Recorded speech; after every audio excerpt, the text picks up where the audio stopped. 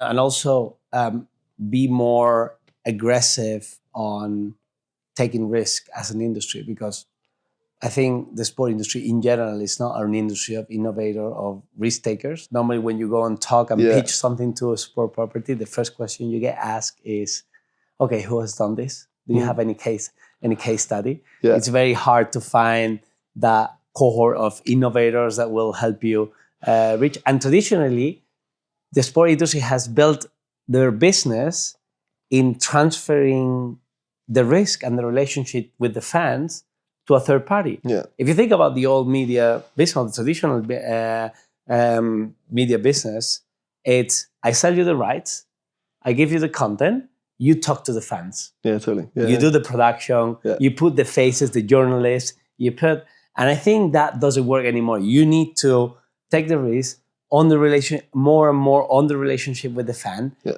And share the risk with the broadcaster or with your partners, no matter what business you're trying to build. And that includes media, but also sponsorship. Yeah. It's not anymore, you pay me because I'm a big sport property. Yeah. I give you huge visibility. No, now maybe we can set up a sponsorship deal where you pay me a fixed amount because you get the brand association, the visibility and everything. But then we're going to have an extra that depends on the performance and how I'm driving your business goal. Yeah. You're going to pay me more or less.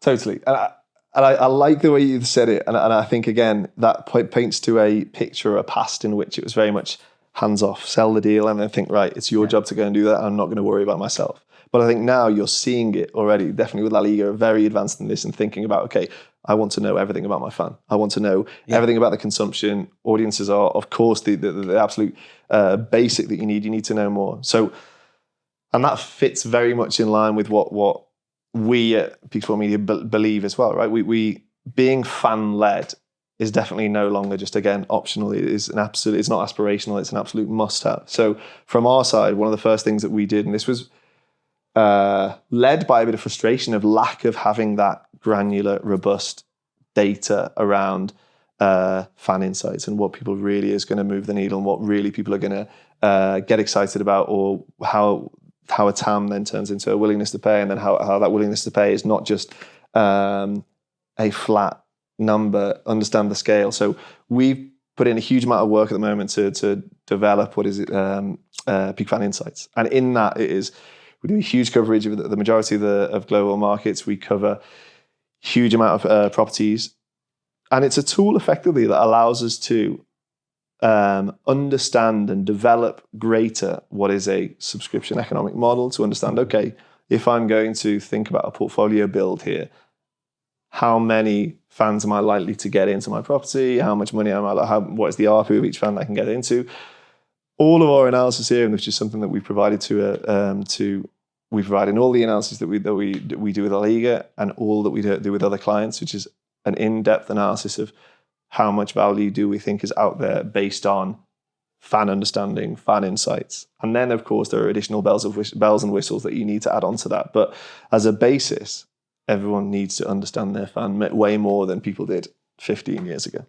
Yeah, that's the key to success right now.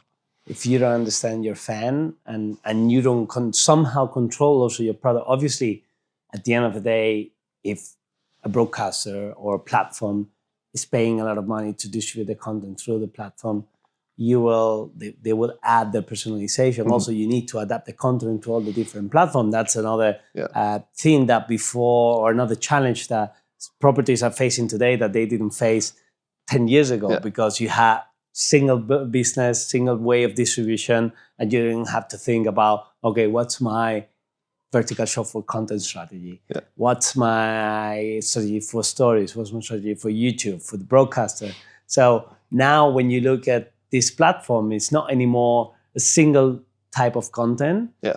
It's multiple content format that you need to adapt to reach the right audience. But that for me is the exciting bit, right? And that's again where the opportunity. We've said that every couple of years you will get new super bright guys thinking of different ways to monetize content, and that is a very different playbook than the playbook that we've used historically. So I think, and again, I think that is the exciting bit, because you will have people, you have the older guard, or the traditional media businesses may look at that and think, I want exclusivity, or want 100% of exclusivity here. Yeah. I do not want to let go of absolutely anything, nor clips, nor archive, nor whatever it might be, not any piece of content. But the reality is, and what we're seeing here, and again, it is there's not a huge amount of difference, or these traditional media buyers may not be the best in the world at monetizing the clips. There may be someone out there that knows a little bit more how to monetize that, not in a way that is cannibalizing the business of what is that traditional media buyer. So call it a principal broadcaster, a pay TV, or whoever that is. The reality is you can live in a much more diverse ecosystem. And I think people are starting to realize that now. So whereas things were very much closed off, I think we're starting to open up, and we'll start seeing a much more diverse distribution network, right? And which is necessary because we're seeing the ways in which people are consuming content are becoming so diverse. So you need to open your eyes to doing that. And I think the good news for some of the traditional guys is I don't think it's as scary a future as people might initially think. Everyone obviously fears the new and don't really understand what could be the new revenue coming in. But ultimately, if we are able to allow new people in, and we were able to generate and continue to grow the ecosystem and continue to nutrir or give nutrition to what is the fan that is demanding content, ultimately it's a flywheel in a circle that should kind of self-fulfill, right? So if I have live rights, someone consuming clips is ultimately good to me because they're more likely to come back and watch the live. And I guess, one example of that, I guess, is what we, in a very traditional broadcaster scope, is one really fascinating piece of work and sales process that we did with LALIGA this year was in the UK, right? LALIGA in the UK. Yeah. So you've got what we've gone from there is a situation in which we had a house of a premium pay TV partner, Premier TV, who had been the incumbent last year, fantastic partner. We're back at the table again, and we're continuing to want to continue with LALIGA. Great news. But we're also hearing and understanding that there was interest from other types of players that maybe didn't need everything that Premier TV needed, and maybe needed something smaller. And we tried to think of a way, and that was obviously Disney in this case, to see whether they could coexist. Right, so in the additional conversation with Disney, and it's a really fascinating, and there's some fantastic guys leading their strategy there, and it's going to get more and more fascinating over the next couple of years as they develop their acquisition, particularly in Europe. But some of the original conversations that we were having with them, we understood that, again, Disney, if you look in the UK, has a huge penetration, right? So they don't necessarily need to drive new subscribers onto their platform. They have a huge amount because the content that they already have there is fantastic, right? But what they really could do with, and how they were looking at the sport content at that time, was something that is what you said earlier, an appointment to view. That ensures that every week I'm going to get a number of my users onto the platform, consuming something regularly, rather than letting weeks and months go by. Because Disney, again, have an unbelievable library of content. Yeah. But what may well happen there is you might get people blitz watching something, and then they may let 2 months go by without touching it again. Then they'll get back into opening the platform, and that again creates a churn risk and whatnot. So the value there for Disney was something that could be an engagement play. What can allow me to? And again, I don't need the 10 matches at all, but I need something that is of decent enough quality to pique interest to create an appointment to view. So we were able to there find a way that was. So you had Premier on one side that had gone from 10. They could go down to 9, because really going down from 10 to 9 isn't really going to change your world in terms of the amount of subscribers that are going to sign up to your content. Which again is a difficult thing to get your head around when you first kind of thrown this concept. And on the other side, you're getting a partner that values the content in an entirely different way. They have no interest in generating the subscriber base that Premier have been able to guarantee there with LALIGA. They purely look at this as an engagement plan. So that is going to work in markets where you find the value or the value that you reduce from the principal package that are going from 10 to 9 is much smaller than the value that you create by creating another packet, which again all comes down to points of view and the ways in which different partners with different business models value content differently. So we were able to find a situation where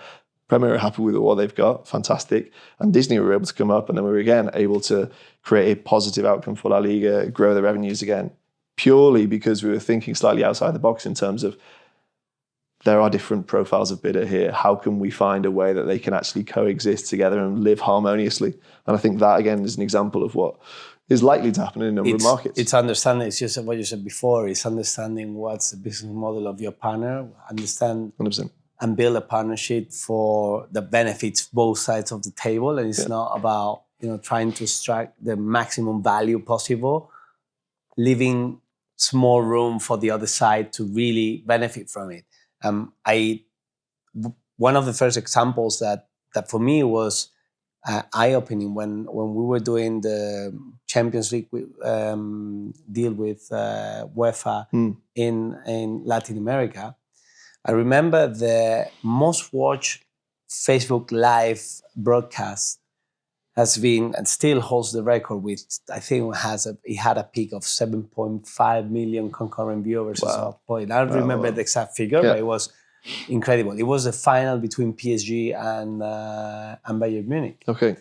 And that was broadcast on Facebook in Brazil, and it was broadcast on Sport TV, the pay TV channel owned by Globo. It was a record-breaking broadcast for Globo, and it was record-breaking broadcast for Facebook. Okay, so it happened at the same time. So it's exactly what you said. You have audiences that consume content in a way, you have audiences that consume content in another way, and they're completely complementary. Awesome example, love it. And again, so there would have been people at the beginning saying, no, you're going to cannibalize my audience. And look at what's happened. And again, we can point then to the guys in Brazil doing similar kind of work around, whether that be FIFA World Cup or the Olympics, or following content that has since followed. Gameday TV has been able to, because their distribution method serves an entirely different demographic, an entirely different audience than that on a pay TV or a free-to-air traditional on Globo. So again, similar thing happened with going from one World Cup to the following World Cup, in terms of one World Cup just with Globo exclusively, another World Cup in a situation with Globo plus and others plus Gameday TV, new records, and again, no cannibalization. Yeah.